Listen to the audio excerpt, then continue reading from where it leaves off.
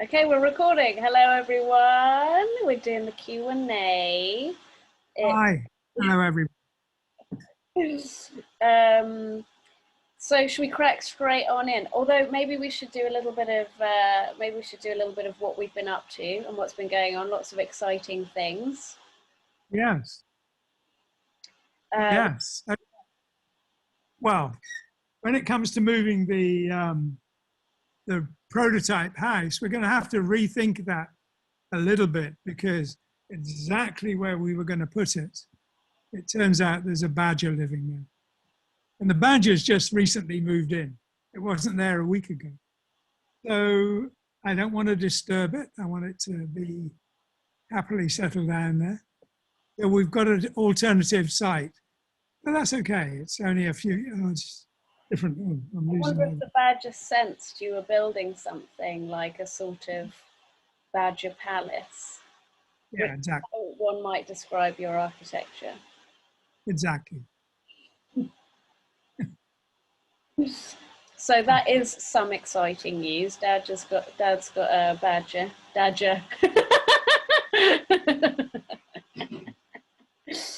By the way, I'm sorry if you can hear like bells ringing and people shouting in the background. My partner has boxing on, so I've tried to get him to put that on as quietly as possible. But if you can hear that, I'm afraid that's what that is. And throat clearing is also him. Anyway. The other exciting news, of course, is for anyone who doesn't know, we're starting the next course, the Dean School of Art painting course, taught by Dad, live once a week for 6 weeks, is starting. We're opening applications on the 7th, and we're going to try and do this at 7 p.m. So when Dad does the live videos, 7 p.m. English time, we're going to open it up for purchase. The last course that we did, I said this every time, but I really want to make this clear, particularly for the people who follow the Q&As and the videos a lot. If you want to join, do it as quickly as you can, because the last one sold out in just a couple of hours. So we really want people who really want to do it and just get in there as soon as you can. And this next one, can you explain again, like maybe a minute? You've done it every time, but I just want to make sure everyone kind of knows what's going on. Can you explain what you'll be doing in this course for 6 weeks? And we got 10 Yeah. places. Okay. Well, it's different to the last time. And last time was much more about acrylic painting. This is much more about how I did early works like Asia Alpha or Relaya, which were essentially drawings that were colored. But because we've been asked a lot of times, how did I do those? I'm going to look at that process and perhaps look at why I changed from doing those. But yeah, we will look at that. So it's a lot more focus on drawing, same focus on creativity and that process about taking your mind out of the equation. We'll be going over a lot of that always. And it's about drawing initially. Initially. We've also started the Dean School of Art. So we did the spring course of 6 weeks and we're doing the autumn course of 6 weeks. But ultimately what we want to do is broaden this out to have different tutors, not just 6-week courses, but shorter courses, maybe longer courses, different price ranges. We want a channel so we can have some free content as well. And what we're also hoping to do with these Q&As is to turn this into a podcast. So it's not just going to be specific Q&As that we get from the live feeds, but we're going to bring other people in, different creative people from across different industries. And do you want to say anything to the podcast that we're going to be doing? Well, we hope to be talking to other artists, other musicians, scientists, anyone who's involved in the creative process. There's a lot of questions that come up quite regularly that will be really interestingly and differently answered by different groups of people. And obviously, particularly Dad has a lot of amazing world-class people in their field, usually in the creative industry in some capacity, who we definitely want to have some conversations with. But you know, obviously Dad in conversation with them, and sometimes I want to weasel in as well. But yeah, we want to kind of make these conversations. I mean, for me, and Dad will say the same, a huge part of what he talks about in painting that's really important is having something to listen to. So I really think that these conversations would lend themselves to an audio platform. And so they could be something that, you know, you're listening to people talking about creativity, creating music, art, or the future while you're working on something or walking or going to work. I think podcasts have been a big part of people's lives recently. So that's something we want to do. Okay. And we'll be doing your questions, as we will from this point on. Okay. So this question is from J. Rachel Green. Do you believe that anyone can draw? Do you think schools are teaching art in a beneficial way? I think people can be taught to draw. I've said this before, actually, just to the degree that people can be taught to drive, people can be taught to draw. Some get better at it, and some reach a good plane and are content. But it's that difficult and that easy, I would say. So the simple answer, the one-word answer, is yes. People can be taught to draw. And do you think schools are teaching art in a beneficial way? I think sadly, for a very long time, art schools have abandoned the responsibility of teaching the craft of art. God knows what many of them are teaching, but they have ceased to teach the very important process of hand-eye coordination. The amount of real estate in the brain that's devoted to hand-eye coordination is enormous. So you're giving your brain a good workout when you're learning to draw or play violin or all kinds of things. But learning the physical skill is not only very important, but it allows you to take an idea and bring it into the world. Without that physical skill, you're compromised. And there's a Japanese saying, which I will repeat again and again and again. You train the hand, so the hand in turn trains the mind.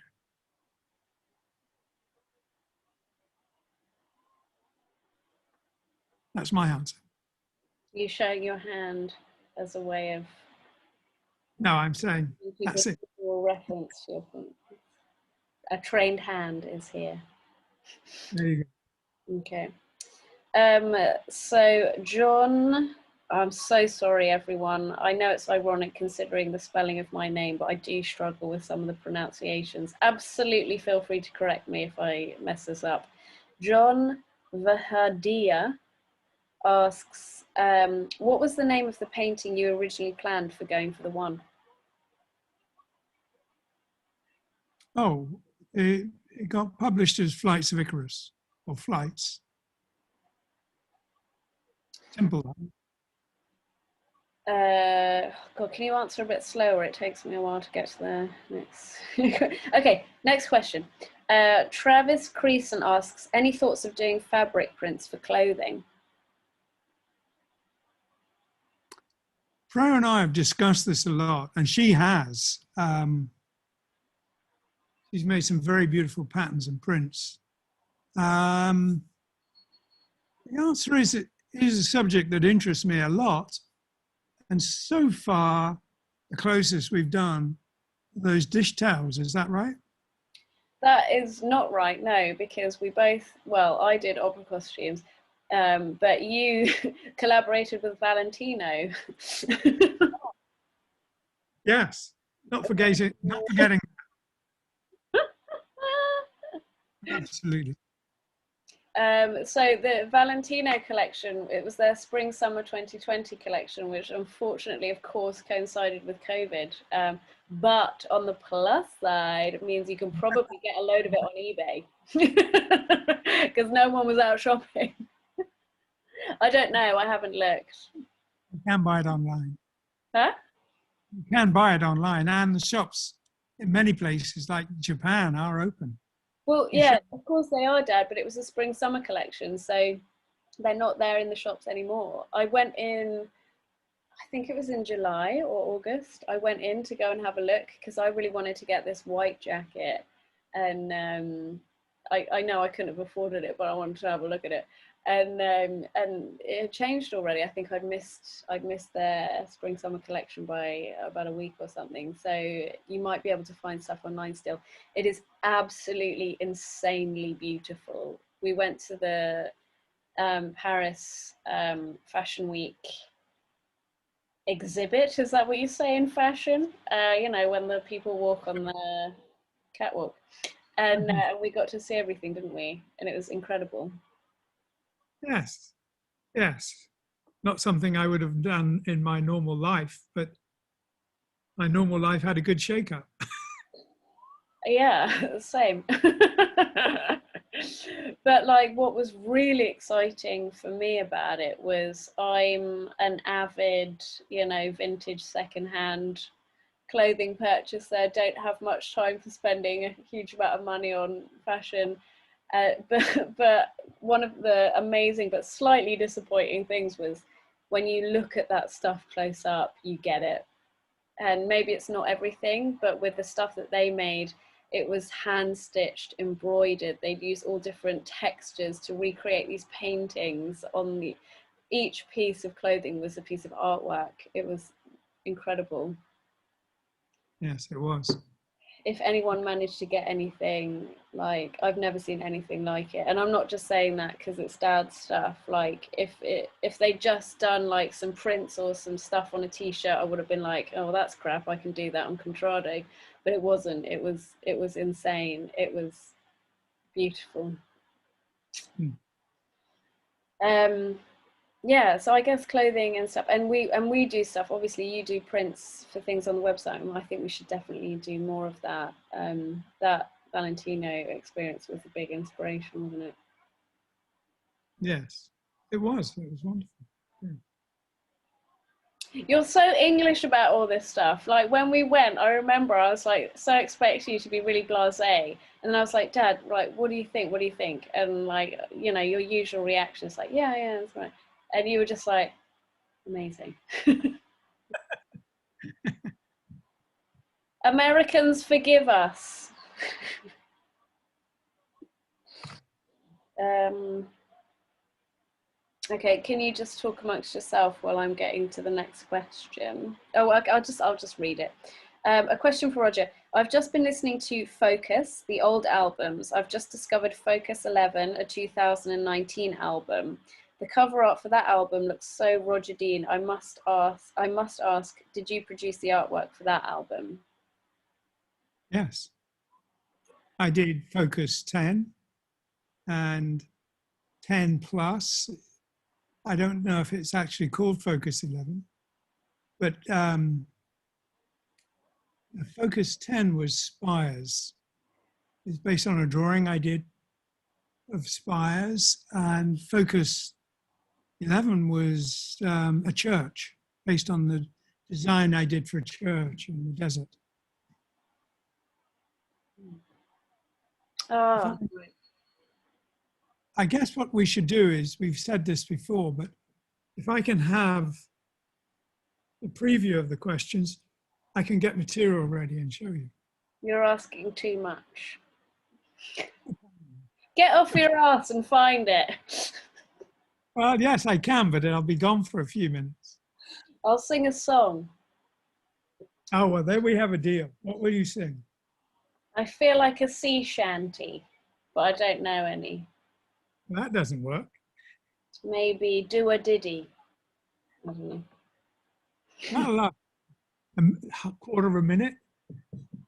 Let me have a I think. know more words than you think I know. Do you want to find it?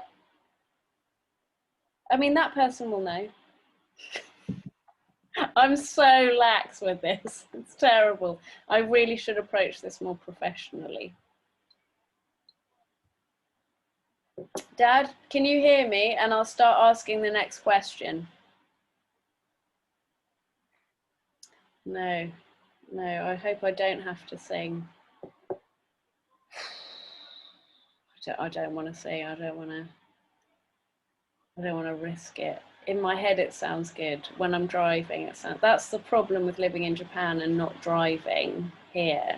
I've got a license, but I tend not to drive because I just get the train everywhere.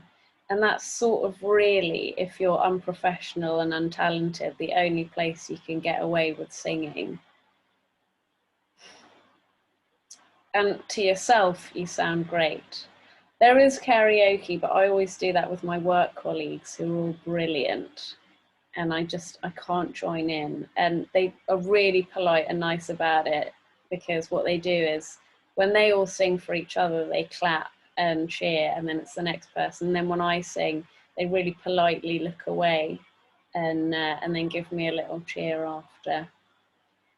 Because it's so obviously terrible that if they cheered, it would just look really patronizing. So they kindly, gosh, you're taking a long time, Dad. Can you please get on with it? There's only so long I can waffle. I can't hear singing.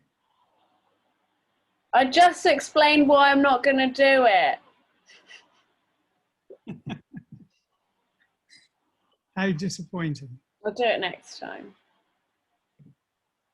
So is this the 11, Focus 11? Yes. Looks great. No, this is Focus 10. Okay. I'm not waiting for you to get Focus 11. Good. Okay, cool.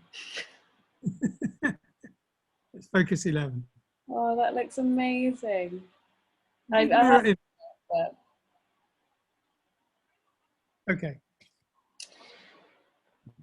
Okay. Next question. Ed Kidera. Thank you, Freya, for reading my question. This week you touched on ancient sculptures and the intention of the creator. Question. It seems that most archaeologists view ancient sculpture as having a religious significance. Could it be that much of this is just art? 1,000 years from now, will today's art be viewed with a religious bias? Stay safe. What do you think? It'd be a shame. I just think too many of us talk so much like infinite gobshite that will be around forever in digital media, that everyone's going to know all of our intimate thoughts, postcodes, bank details. It's going to be obvious that, you know, what every artist was thinking when they made something. I think a lot of art is inspired by spiritual thinking, even if it's not directly religious. It's hard not to be. I guess you're right, but I would say a lot of art now seems to be a lot of art, a lot of thinking, a lot of everything, a lot of writing is about the future. And what I would say is a lot of what people write, think, and create about the future feels very religious to me. All of these ideas about post-humanity, what happens after we're not here anymore, or like what happens if we live forever, or, you know, overcome illness, and, you know, all of that kind of thing. So even when art is addressing anything, like the future seems to be a big aspect of it, it seems to have these hangovers from religion, and a lot of Western art is Christianity. All of these ideas of, and the issue that I have with a lot of it is that it's really hierarchical. So a lot of art now is there's this huge shift away from anything physical and material, like it's base and secondary and inferior to any art that's being made digitally now, or any art that's purely conceptual. And there seems to be this sort of slightly Christian puritanical idea of what's physical, what's animal, what's, you know, earthly is inferior, and then you get to the mind, and then you get to the spirit, and then the purer you can make it, the more distant from physical sensorial experience, the better. So I think there is a religious element, but people don't realize that it's a sort of Protestant hangover, in my opinion. Well, you have the same idea in communism as well. So the simple fact is that art is about things that are made and are therefore essentially, in every sense of that word, it is material. And it can be driven spiritually, but it's interpreted physically. And people, it's ridiculous to be afraid of that material aspect of art. It's what we make with our hands.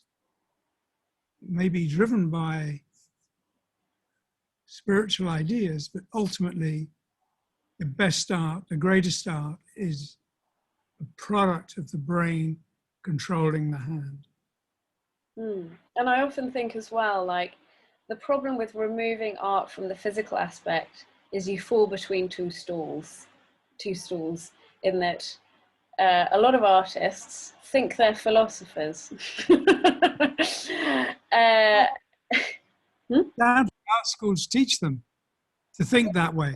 And I'm totally on board with people creating ideas at the cutting edge of like human consciousness and awareness, with all of the knowledge that we have now at our fingertips, the millions of brains, the internet, everything.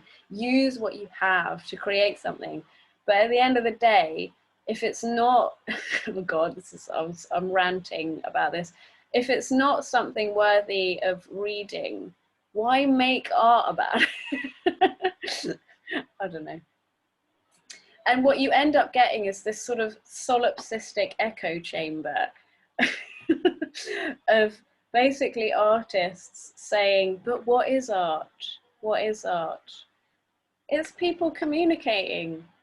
And if you're not doing that in a sort of sensory way, write something worth reading. Don't make something. Sorry. Yeah. No, it's true. I mean, we've had 100 years since art has essentially, in essence, abandoned the physical. I mean, the Dadaists started saying anything can be art that the artist chooses. And Marcel Duchamp's fountain, which was basically a ceramic urinal, was exhibited in 1916, in the height of the First World War, well over 100 years ago. And if someone says anything can be art, you don't need another artist to say, oh, a ceramic urinal can be art, a shoelace can be art, a motor car can be art. Once you've said anything can be art, you've said everything. Move on. Next idea. Yeah, well, the next idea is to patronize and humiliate people. Sorry? The next idea is to then patronize and humiliate people. So I just want to show you something. So I don't know if you've seen this, Dad, but I put this up as a post like a little while ago. But this is a piece of artwork, right? Yes. So this is by Christopher Wool. This piece of work is called Untitled. And in the Sotheby's catalogue, it's described as satirizing the viewer's search for meaning. It's worth $7,700,000, and one version of it was fought over by billionaire George Soros' son and his son's estranged wife in their divorce settlement. This is what happens.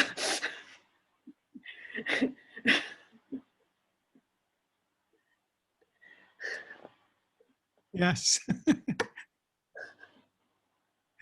I get that.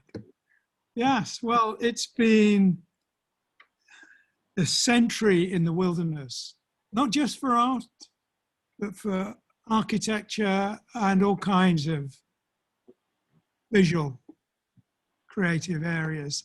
It's been an appalling tragedy. And I think in 1,000 years' time, they'll look back, 100-year hiatus when artists were essentially crushed. I disagree. I think there's a lot of incredible and really interesting things happening, but Yeah, not in the high end of the art market. the That, high end of the that's just market. become an echo chamber of BS. It Yeah, would seem. By the way, if we do turn this into a podcast and it is audio, the piece of artwork by Christopher Wool that I just showed is just a huge stencil of the word fool. yes. I think, what can I say?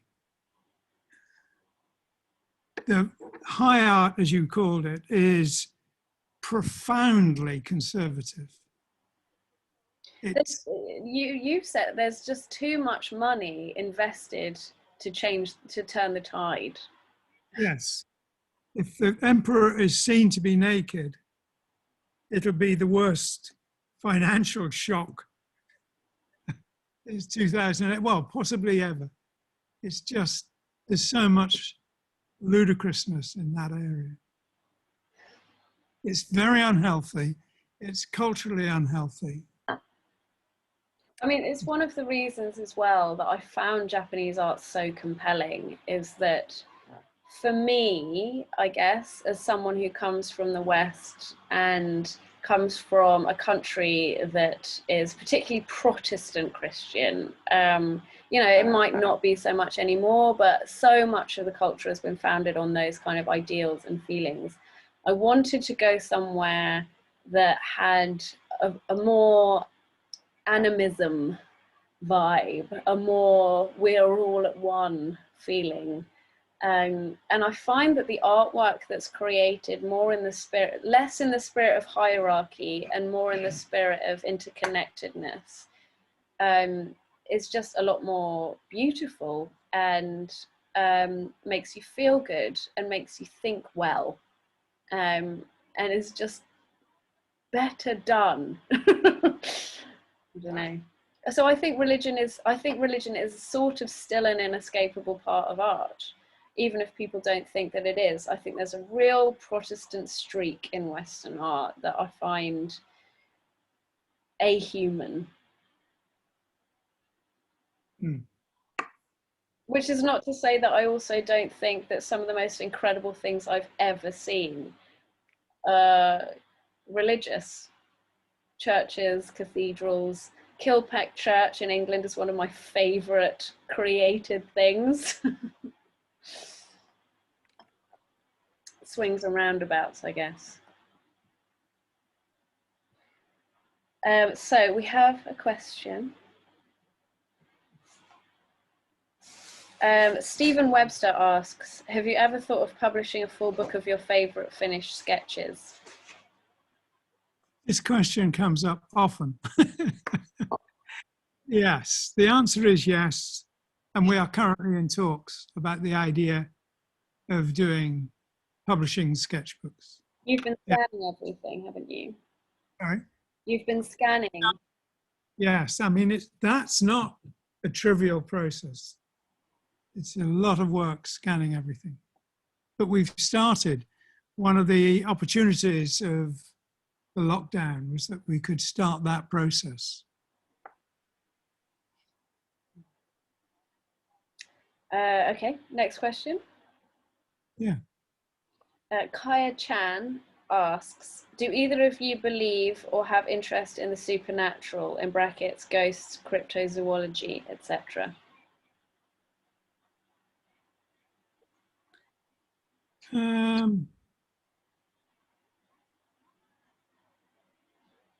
I think I do believe in a spiritual dimension. I don't really believe in the creatures of horror films. So I don't really believe in ghosts and monsters like that, even though I just saw a shadow passing behind you. It's alive, I'm afraid. You? You?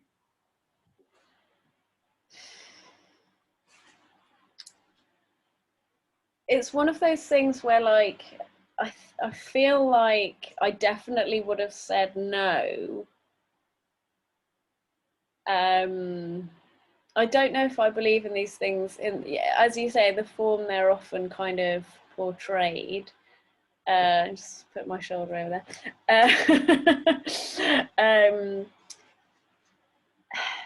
It's what I don't know. Some of the things that I've heard people say, who I trust and don't feel any reason to doubt, are extraordinary. Some things I hear are ridiculous. So, I shouldn't say this, it's really rude, but like in Japan, most people do believe in ghosts. And this person over my shoulder is included. And he's had some terrifying experiences, one of which I witnessed. But I will have to say, while he was asleep, and when he woke up, he was utterly convinced that this old elderly woman had been pinning him down and compressing his chest so he couldn't breathe. And I was like, I was there, that absolutely didn't happen. uh,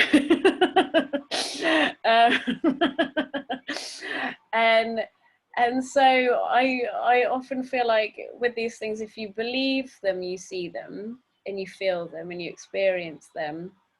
But I also sort of believe like so many things that I never expected to be real have turned out to be real and have some effect. And there's so much we don't know about how things work and the interconnectedness of things, and experiences I've had that have been really strange. Like I think I told you, like, you had an operation, not a serious one, everyone dad's fine, but no one told me when it started or when it finished. I was worried and like I was going to call dad, but I knew and I could feel when you went under general anesthetic, and I knew and I could feel when you woke up, and within 10 minutes you called me.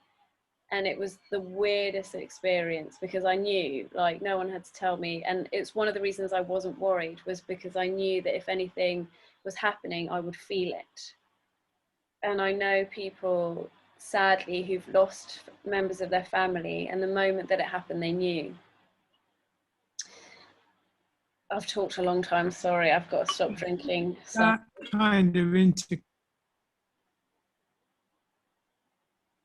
I think that kind of interconnectivity, I do believe in, and I don't think that child and in adulthood, I've had several experiences that have been. Hang on, wait, Made me think there's forces, spirit. Dad, you're breaking. Sorry, what? You're breaking up. Can you start again? Yes, I was just saying that I have had experiences that have been very spooky, but they've not been associated with, the typical haunted side. Your internet's bad. And as a child, what can I say? Sorry. Are you there? Are you on the right internet, Dad? Okay. It's going to break. Sorry? No, I'm not. I was. Somehow it's changed. If I...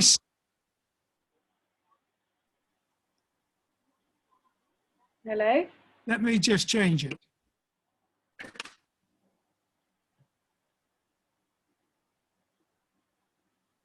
Okay, can you hear me? Yeah. That was very weird. I managed to change the internet source in mid-stride there. I wonder if last time we did it, what were you said? Sorry, start again from your, yeah.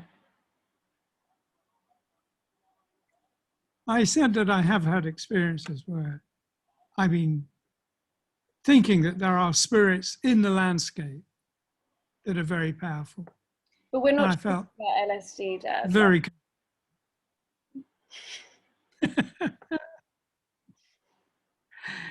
What can I say? I believe there's a spiritual side of things. I believe there's interconnectivity. I don't believe in the ghosts of horror movies.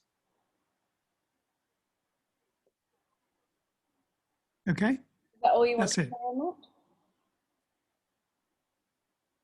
Yeah, for now. I've been on for ages. And I wrote you a story about me. Sorry? I know, I was I just sent you a written story about. Start again. Go on. Next question. no, you sent me a story. Tell me. Oh, a story about a walk with Calvin started before dawn. And we came across these little teeny dolls that perched in a tree. Calvin is a dog. Can you remember that? Yeah.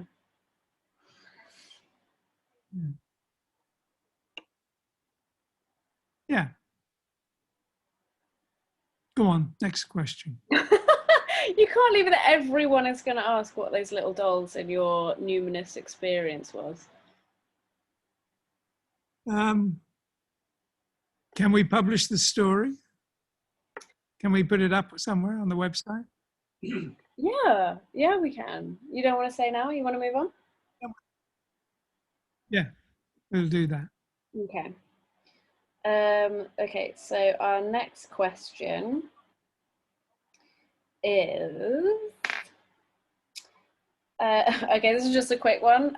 Mike Mahoney wants to ask, can you tell us how much the calendars will sell for? Less than last year, but I don't know the final figure. Less than last year. Okay. Yeah, we got a much better deal on the printing this year. So they will be less than last year. Okay. Okay, so we have quite a long number of questions coming up, which, yeah, I thought would be interesting to discuss.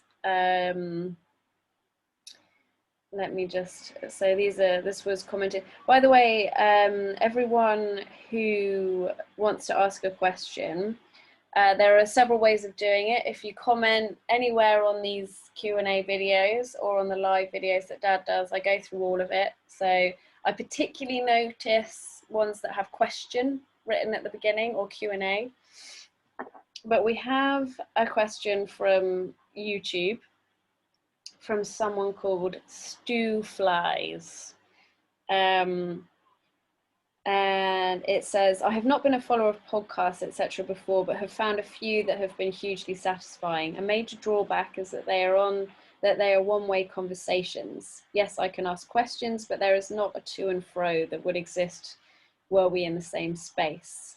Analogous to the visiting galleries discussion you had here. On top of this, I have top type my questions, which frees them and does not allow the nuance I might be capable of were I talking or speaking. What I'm trying to do is mitigate any perceived aggression / confrontational tone that might offend. So, with reference to your kimono exhibition trip, when do the thousands that would usually be there get their experience? Do we need much bigger galleries? I want to sort of circle back to that question. A similar question about the medieval thatched cottages. How much bigger would Tokyo have to be to house everyone in such a fashion? You can answer that, Dad. I just want to quickly say, I don't think megatropolis cities are the future anyway. I think the future, we're all working online, more of us are doing creative jobs, more of us are doing location-free jobs. I don't think everyone living on top of each other in one huge metropolis is the answer or where anyone wants to go. It's really bad for mental health, it's really bad for women, it's really bad for lots of stuff. It might be good for some things, but people generally want to live in communities. It's much better for you. And so what I would say to that is, I don't think the answer is to build thatched cottages that, 20 million people can live in proximity of each other. The answer is to bleed out these cities, and it's going to be difficult building new communities and making the people who live in big cities coalesce easily with those communities. But I don't think the answer is 20 million people living on top of each other. At the moment, though, with the populations that we have, cities are going to tend to be crowded. The fact is, though, that without making a city any bigger than it is now, you could produce a great deal more space and a great deal more amenity for people by having people live in the light, surrounded by plants, and everything that doesn't require that, roads, rail, warehousing, supermarkets, theatres, don't have to be up in the sky. You don't need to put the theatre set in the trees. People need to live there, though. People need to be able to see that. And as I say, without increasing the size of cities, one could increase the amount of a city that is green enormously, increase the living space for each family, each person enormously within the same size cities. It would be a question of doing it differently. Why do we devote so much ground area of a city to the infrastructure? But I also just don't see why we have to live in huge cities. Like most people, most people I know have had to work remotely, unless you're a doctor or, you know, in certain sort of frontline professions, you don't actually have to work in the city. They just prefer it because they know you're not playing video games. And what I see for the future is there will be cities, but there'll be sort of communication hubs for getting together to meeting if and when you have to, maybe place it like huge centre parks with hotel rooms where you can sort of get together and meet, do a bit of shopping, and then go back to where you live. Yeah, but it's not realistic in England or Tokyo or Japan. Why not?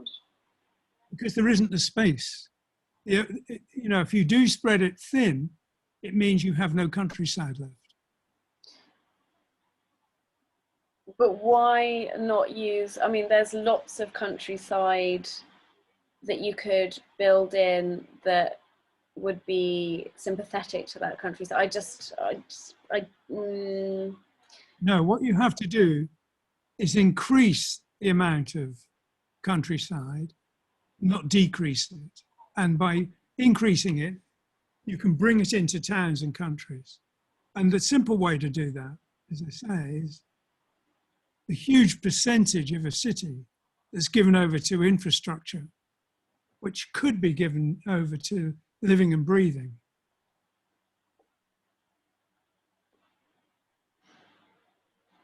I don't know. One of the reasons I don't like cities is that I think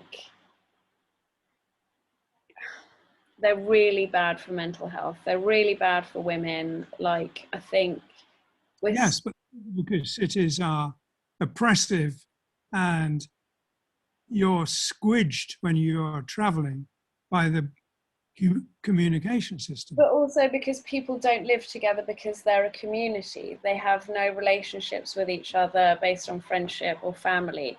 People don't know each other's neighbours. You have to travel to meet people that you have a sense of community with.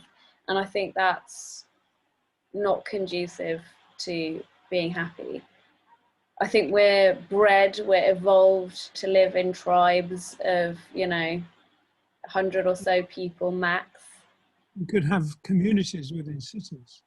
You just don't have to build them in such an oppressive way. Building differently would make a difference. Do you think that would make enough of a difference that we could have not tower blocks? Yes. Tower blocks are a disaster. Yes, you could have a city that has, as I say, less surface area than cities now, without feeling that oppressed by the architecture. It's the architecture that's failed. You know, you could live in Tokyo for multiple lifetimes without actually knowing how big it is.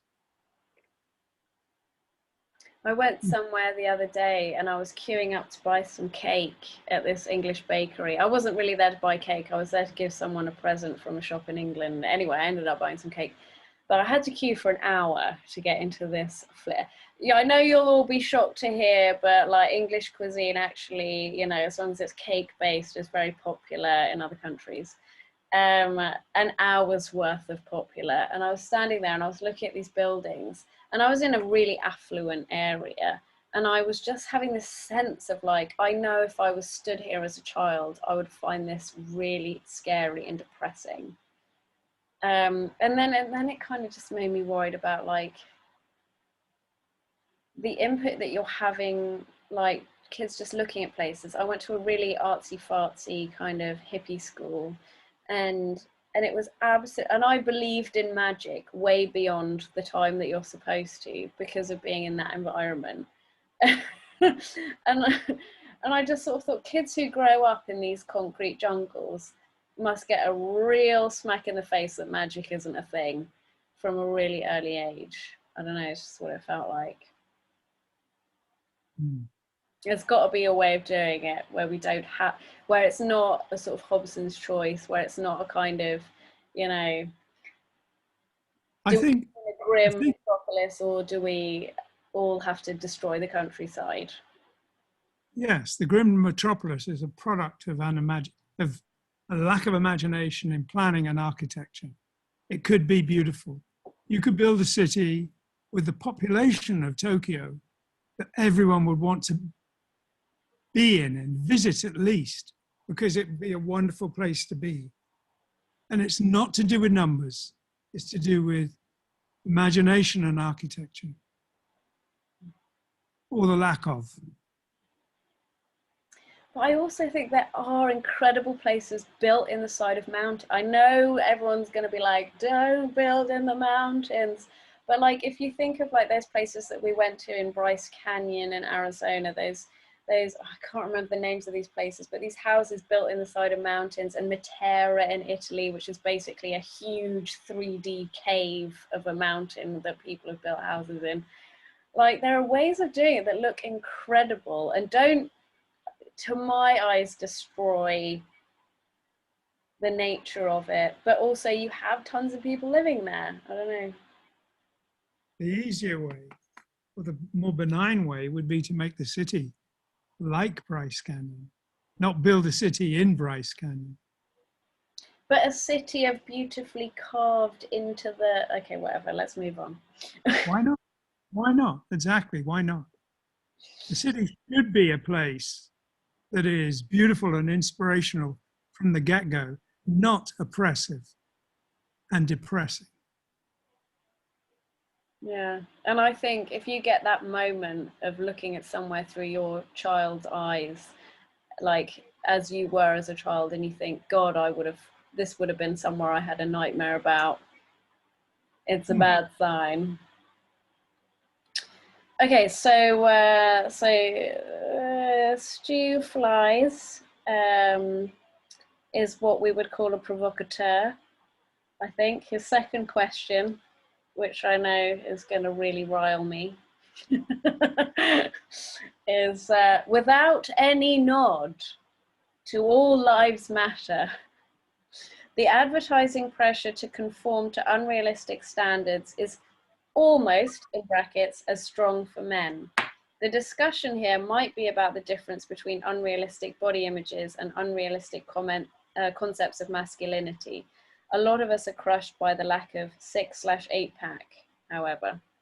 So this was in reference, do you remember when I was saying when I regularly walk from my train station to work, I see tens of images of incredibly thin white women in advertising and billboards and nothing else. And while I look at these, I'm often listening to a podcast, and I was one day listening to an audiobook of this woman whose daughter had an eating disorder. I was looking at all these images and I thought, well, of course she does. Any thoughts, Dad? Yes, I do. I think there's enormous pressure to conform in our thinking. And it's not, the advertising industry is the obvious target, but academia is the same. there is enormous pressure to think in one way. And there is a sort of hidden message. I'm going to focus on academia here. If you don't think like us, you're in trouble. And when I was a child, I think that's that coercive pressure to think alike is extremely damaging and dangerous. And when I was very, very young, under 6, I really, really loved my grandmother. And she gave me something in the presence of an aunt. And it was an aunt who made it clear to me that she didn't like me. So I didn't like her. And when my grandmother gave me this thing, and I can't remember, it might have been a sweet, or it might have been a present. I hardly ever saw her because we were living abroad. My father was in the army. And being in the presence of my grandmother was just bliss. And she gave me something. And I would naturally have honored that gift by showing both gratitude and thank you and affection for my grandmother. But this aunt, before I had a chance to express my thanks in that way, said, now don't forget to thank your grandmother. And it ruined it, because I could no longer say thank you without it sounding contrived and coerced. And I was so furious with her. And later, my grandmother redeemed the situation by telling me that she knew I was going to say thank you in my way. So that was good. But the bad thing is true.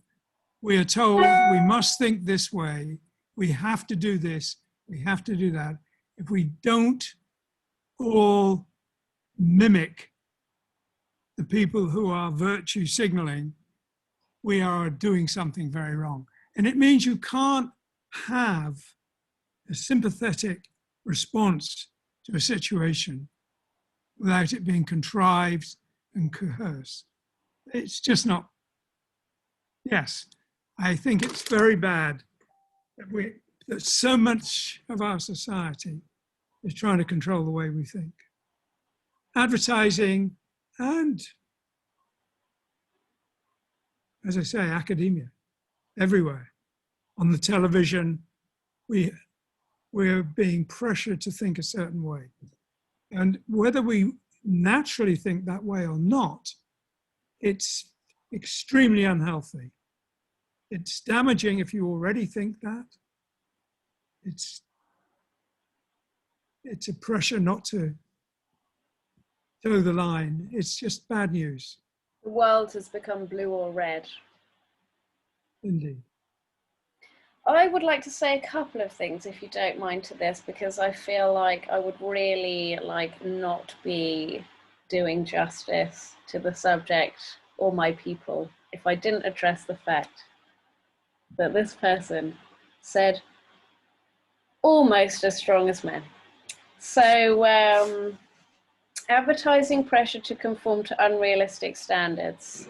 If you're talking about body-wise, there is no comparison. And I'm happy to argue this for hours. Like, men are not under the same pressure. I can give you a million examples. I walked into a shop and I went to the magazine aisle just to see, just off the top of the back, like, who's on the magazines. I tell you what, it was all women in their 20s, undressed, airbrushed. And none of them were known for anything other than being a model. The one man who was there was Brad Pitt.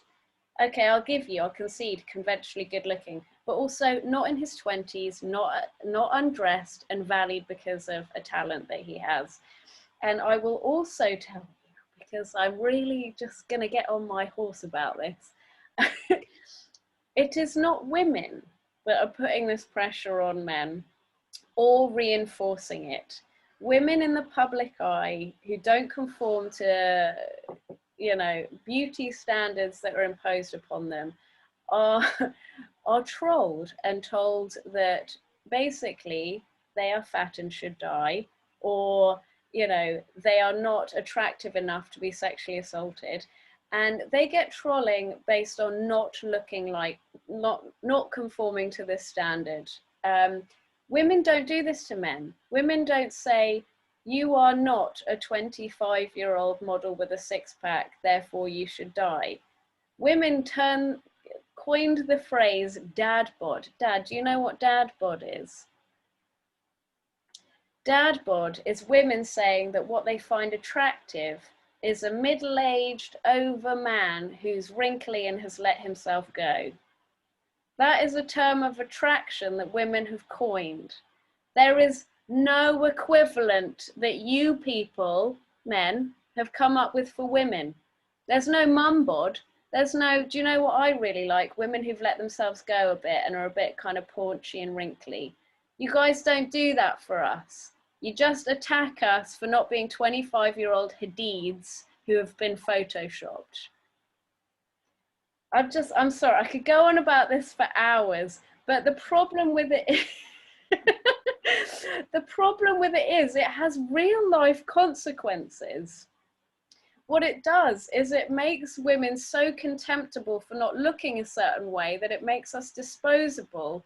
And this, okay, right, I've written this out, Stu. I've written this out because this got my goat, as you knew it would. What I've written is, sorry, Dad, I know this is your Q&A. Oh, it's ours. Images of women in the media are what fuel the contempt of women that makes us disposable and consequently puts our lives in danger. The ubiquity doesn't affect men. The reinforcement by trolling doesn't affect men, and the resultant threats, mass murders by incels and domestic murders doesn't affect men. Also, men have alternatives. Fashion houses won't dress women over a certain size. This doesn't happen to men. When I check the magazines, they here, blah, blah, blah. I went on about that.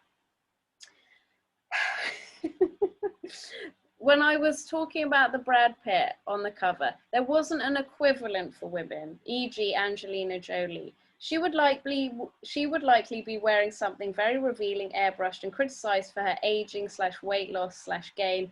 But the only women I saw were models, barely clothed, airbrushed, with no identity other than the fact they're thin white models. Okay, and the other thing is, like, men who do get pressurized into looking a certain way and do feel like they lose out in the game of society by not looking a certain way, the result is they kill women. If you look at incels, they blame women for their lack of social acceptance. When women do it, when women are fed this constant stream of how they're supposed to be and look, they blame themselves. Men blame women and then they kill them.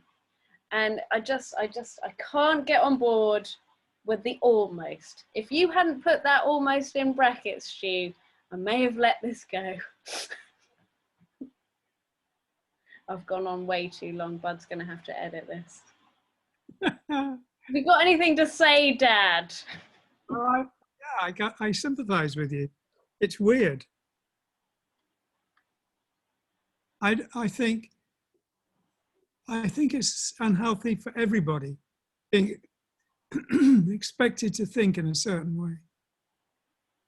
Yeah. Okay, cool. I just on a slightly side note, this does have real like implications. Like even when I'm in Japan and I was talking to some work colleagues and they'd all been out the night before drinking. And my image of Japanese salarymen is that they all go to these things called girl bars where, you know, you pay a woman to chat to you. And then if anything else happens, it's her choice, in quotation marks. And so I said to these guys like, oh, did you go to some girls bars, sort of joking? And they were like, yeah, but it was someone else's idea. And I was really shocked because I was just joking.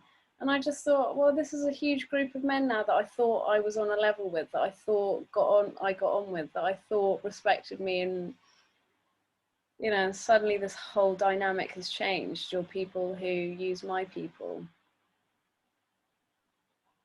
I don't know.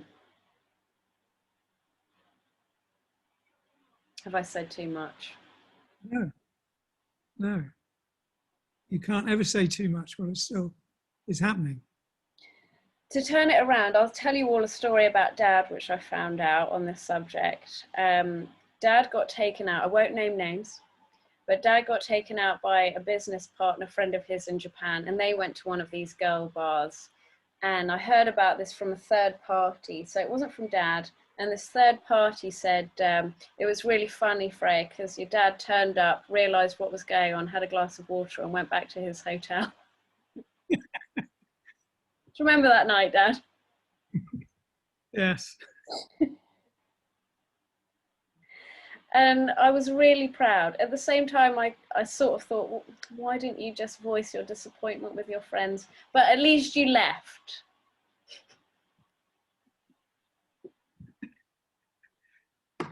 What can I say? Find another question. You never told me that story before. Didn't I?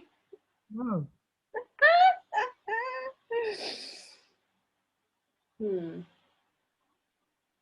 Also, Stu. No, I won't go on. So I'm sorry, I've talked way too much again. We're going to have to do this podcast, Dad, where you at least do some with other people, because everyone's going to be sick of the sound of me. I won't. Okay. So last question, we'll just do this one quickly, and maybe Bud can edit out my rant. Kaya Chan asks, do either of you think that the make things hard on yourself approach is the right way for art schools to teach, i.e. only sketching in pens so you can't erase, not using reference images, etc.? I don't know what their experience has been with art schools, but from every other source I know, there's a terrific tendency in art schools to think abuse is a way to learn, or abuse is a way to teach. I think self-discipline is a very powerful adjunct to learning, doing it, and doing it a lot. And doing it under difficult circumstances sometimes. But there is an abusiveness about the way art is taught that I think is totally counterproductive. It doesn't make better artists. It makes more confused artists. It makes artists with less ability than they could have. I would say art students coming out of a lot of art schools now have less ability than 4 years training should have given them. They make up for it by teaching themselves, but the art schools are doing a poor job, by and large. I know more about American art schools and English art schools than anywhere else in the world, but in England and America, to a disappointing degree, the teaching is mean-spirited and inadequate. As a teacher, I would say, in what capacity I do teach, I really think it's case by case, because I have I'm talking about kids, and I think there's so many parallels with kids and adults. When you're learning, I think the processes are so close. But I would say that what I've seen is some children are just so expressive that they just need to let things pour out of them, and any inhibition that you put on that crushes them. And what you need to do is just push them, tell them to broaden, try other things, add more, do more. But there's another type of child who will use a pencil and an eraser and do the same line over and over and over again because they're so anxious about what they're doing, and for whom giving them a pen and saying, oh, you can only use this, sometimes can help, and sometimes can let them break out of that self-editing thing. The self-editing thing is what produces writer's block. It what makes all creative people stumble. Getting out of that mindset about editing on the fly.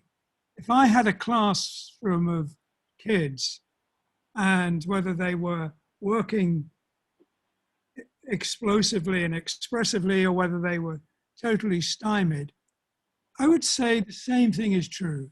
A little bit of guidance and a lot of distraction.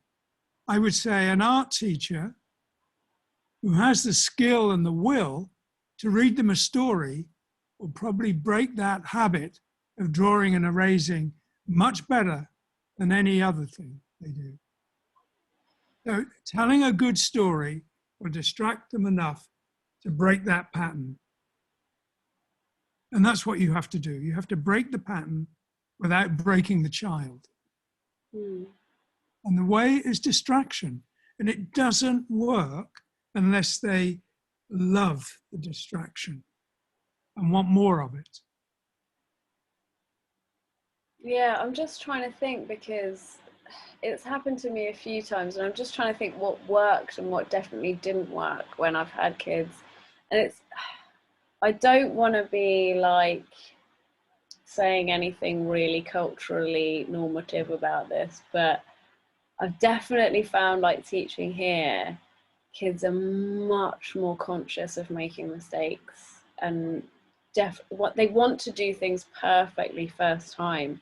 So what it results in is not just that drawing, erasing, but drawing something this big. And it's a really difficult thing to get somebody out of. And I would just let them do it. But for some things, like, if I had a student the other day, we were making puppets, and she wanted to make a doll. She wanted to make a fabric doll. And she kept drawing it out on the fabric this big. And I said to her, like, if you draw it this big, when we cut it out and stitch it, it will be this big. You have to do it this big, and then it will be this big. And she just wouldn't draw or anything bigger than that. So eventually we had to do stuff on paper, and then I had to get her to draw around it. But it's, yeah, I guess I'm learning how to learn. And distraction, I guess, is one way, but it's difficult to distract whilst also instructing. Yes. I mean, if you're drawing, you can draw, you can hold the pen right by the mark, the part that marks. You can go white around the fingernails as you put excessive pressure on, and you can do that. Or you can move from the wrist, or you can move from the elbow, or you can move from the shoulder, elbow, and wrist. And it's a question of choreography as much as calligraphy. It's, yes, there's a physical freedom you need. To me, an analogy I would give is, it's another kendo one, I'm afraid. If you hold the pencil tight enough that you can make your fingernails go white, if you just grip it strongly, it reminded me of Conan the Barbarian holding a sword so tensely. You can't move. You cannot move. The whole key to drawing is to get the choreography going, the movement going. You have to be able to do all of that. And to do that, you have to have as loose a possible grip of the pencil as you possibly can and still control it. Your muscles are holding it gently. There's a saying in kendo that when you make a cut with kendo, you should be able to hold a plover's egg in the palm of your hand while you make that cut in such a way that you don't break the plover's egg. So there's, yes, you have to teach people to loosen up, but you do have to distract them. And you need to do both. And I remember doing kendo for many years, and my sensei saying to me, you know, on the eve of when I was doing Sandan, which I never did in the end, on the eve of that, the last practice I had, he said the same thing he always said. He sort of, get hold of my shoulders, 2 tense, 2 tense, relax those shoulders. So it's a constant process of learning to relax and be fluid and to be distracted. So you need Anne. Yes. You say still going to speak to me? Yes, he'll be very impressed. Judo de nandan desu ka? Shodan. So Mitsuya and Judo is only Ichidan, Shodan, 1 dan. That's very good. Yeah, yeah. Otou-san Kendo de wa 2 dan.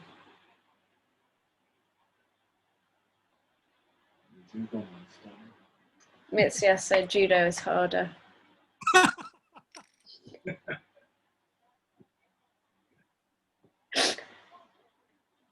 He's quick. That to me is the Mandy Rice Davis answer. Who's that? When she was in court, she said somebody had done something, and the judge said to her, he says he didn't. And she says, well, he would say that, wouldn't he? Do you know what? I shouldn't say this. I might say this anyway. I did a talk recently and I made a point that was saying that one of the benefits of imagination and culturally us opening up globally via the internet is people not only can imagine something better, they can see what they've got and learn to be dissatisfied and demand something better. And his point was that actually there are very good reasons why we culturally conform. Historically, it's been a matter of safety that we all pull together as a community. And he was a man of a certain age and I'm a woman of a much younger age. And I just thought when he was saying that, well, we would say that, wouldn't we? Both of us, respectively.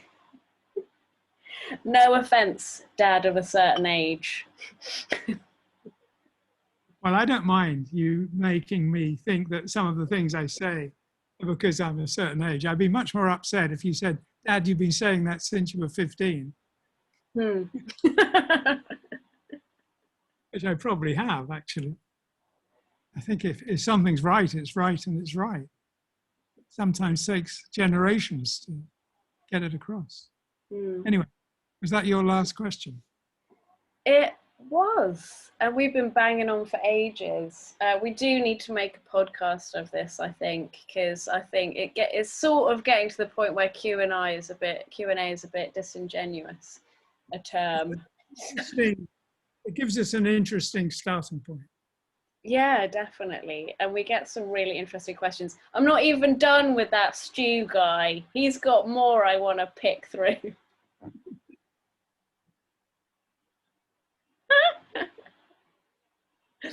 So yeah, keep firing your questions in, everyone. As I said, I really want to make this a podcast where we bring in other people and we talk about creativity more generally.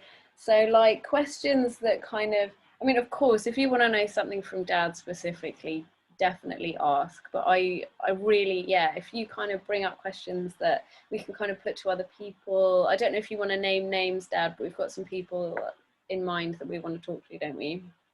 And you do, who you will be anyway. Just wait till we've done it and then we will. Okay. So is there anything else that you want to say about anything? Probably. My mind's gone blank. We'll do a Q&A where we bring everyone up to date with calendar prices and all that stuff. Yeah. Okay, but just as a sort of wrap up, house in order, admin thing, course is going live on the 7th. So if you want to do it, sign up. The information is on the website now, so you can read about it and what it's going to involve. So you can think about joining before you have to make the decision. Yeah. I think though the architecture thing is worth doing properly. I think we should do two, one on architecture and one on the future. Like a discussion. Yeah. With drawings, and I figure out how to do that. And I can think of some people that would be really good to get in on this. Yeah, let's do it. Yeah, let's do it. Okay, brilliant. Thank you everybody for joining us. Yeah, and making it this far. I know I ranted about woman stuff, but if I don't do it, who's gonna? You saw Dad's response. He changed the subject. So I have to do it. As always, it's the woman's work. Oh, this is gonna get so many dislikes on YouTube. I don't care, it's gotta be done. Don't worry. And we'll see you next week, everyone.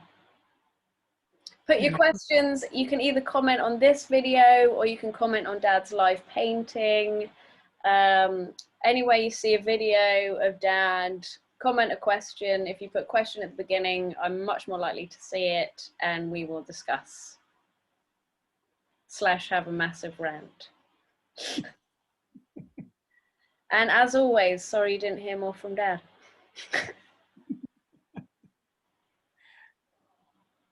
See you Wednesday.